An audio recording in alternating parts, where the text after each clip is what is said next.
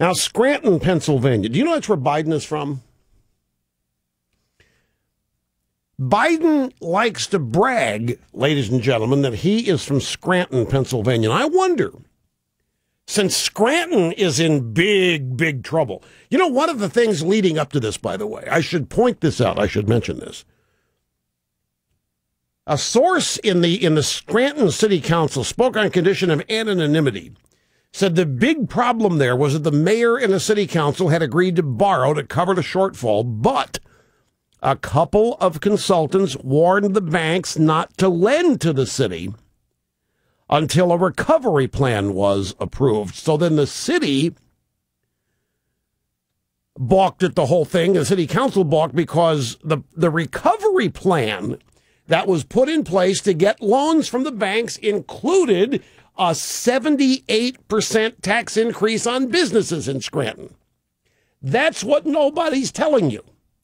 We're hearing that everybody's minimum wage or wage been cut to the minimum wage, but the recovery plan included a 78% tax hike. That was supposed to encourage the banks to lend money to cover the shortfall coming up in health care payments for the retired and all that. Well, that led to a bunch of businesses leaving, just like a bunch of wealthy citizens of Maryland are leaving the state of Maryland because of high taxes.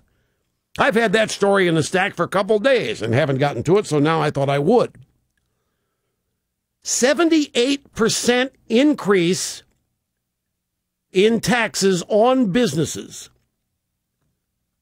And some of those businesses have already left. So Biden likes to brag that he's from Scranton. Now, I wonder if he'll go back. I mean, what an opportunity for the regime here. The hometown of the vice president hanging on by a thread.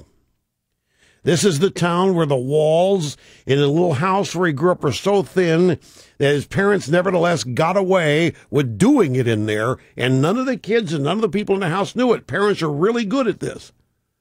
Biden told the La Raza convention this story as a means of relating to them, and they were not offended. They laughed about it. So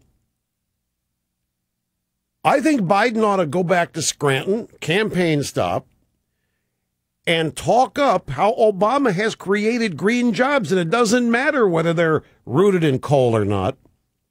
Go back in there and tell them, yeah, well, we got a bunch of green jobs. I don't know what you're waiting on, and we had a stimulus money. Ask them why the stimulus money hasn't saved the police force and firefighters. After all, wasn't that what it was for? If I'm the mayor of Scranton, I'm calling the White House and how come we didn't get any stimulus money? I mean, after all, the vice president's from here. In fact, forget Biden, Obama. Obama could travel to Scranton. He could talk about his brand new plan, which is actually his old plan, which is to raise taxes on anybody left in Scranton who makes over $250,000 a year. That's the ticket. Send Obama in there and have him announce his plan that's going to save us all. I mean, that's what he's announcing all over the country. Raise taxes on people who make $250,000. That's a ticket. So head into Scranton, hometown of Biden, and tell everybody who makes over $250,000, I, Obama, am going to raise your taxes, especially if you are a small business, and I've got all kinds of new regulations I want to impose, and that's going to bring your economy back. That's how we do it. That's how it works in America. You work hard in this country, everything pays off, and then I raise your taxes. Let Obama go to Scranton, which is barely hanging on, and have him announce his plan there. Because his new plan is the same old plan. Destroy the private sector, raise taxes on those who are left to get rid of them, then have a bunch of green energy come in, and eventually the government takes over everything because it flops, and save Scranton. Yeah, this calls for Obama. Biden can't pull this off. He's gaffe central.